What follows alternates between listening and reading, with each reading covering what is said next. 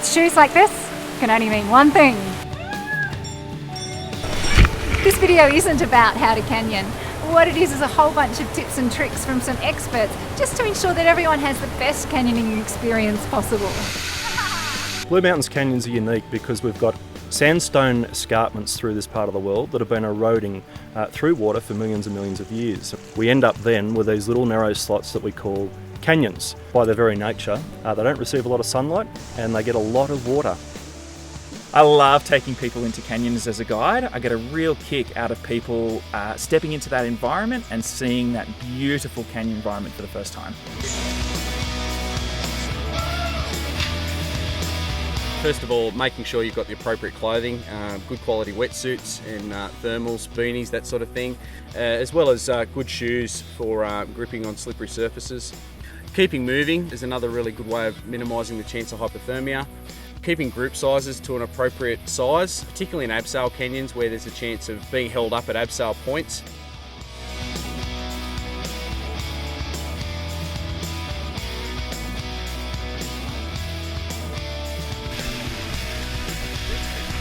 A handy way of knowing how many people are ahead of you in the canyon, just so you can judge, how long you might have to wait at those abseils, is that at the two most popular canyons in the Blue Mountains, that's here in Empress and also at Clostrel, there are these logbooks where you can check to see how many people are down the canyon ahead of you, and importantly it's also a good way of putting a trip intention for yourself in. Some of the common problems that people make are getting lost, particularly on the walkout or the exit. Also injuries within the canyon such as slips, trips and falls, ankle injuries, as well as hypothermia. As well as looking after yourself, it's really important to look after our canyons as well. The plants and animals we expect to find there are animals that have adapted to an environment which is dark, green and very moist. Usually the thing that impacts upon people the most in canyons is the human impacts. Things like graffiti, rubbish being left in the canyons, and environmental impacts due to big party sizes, so erosion and things like that. And those big party sizes also having an impact on people's experience in terms of having to wait long times in bottlenecks in canyons.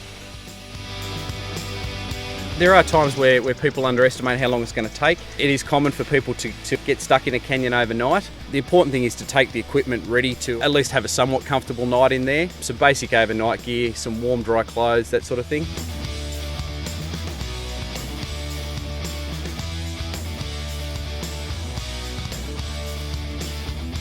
Getting cold is common in a canyon. You're in cold water. However, it can become a problem when people start suffering from hypothermia. If they start tripping over, are clumsy, their movements are somewhat erratic, they're complaining of feeling very cold, shivering, that sort of thing, then you obviously need to address that.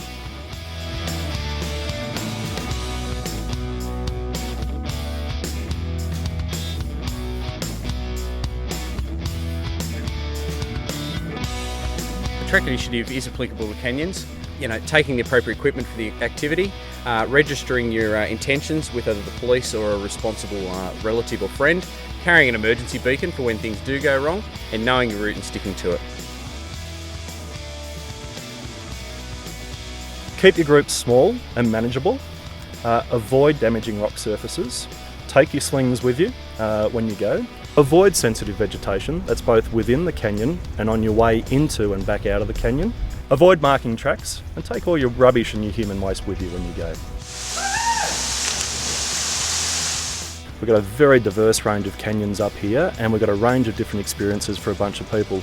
What makes them really special is that we've got some great scenery here and we're right in the middle of 1 million wild hectares of World Heritage.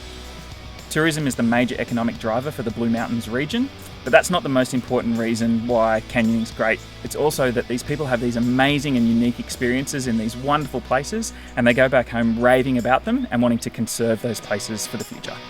Canyoning is such an amazing pastime, you've got to get into it. And we've been so lucky today here in Empress that there's no crowds, which is fantastic. Sometimes there's like 20 or 30 people here and you have to wait for a while, maybe up to an hour to get through an abseil like this one here at the end.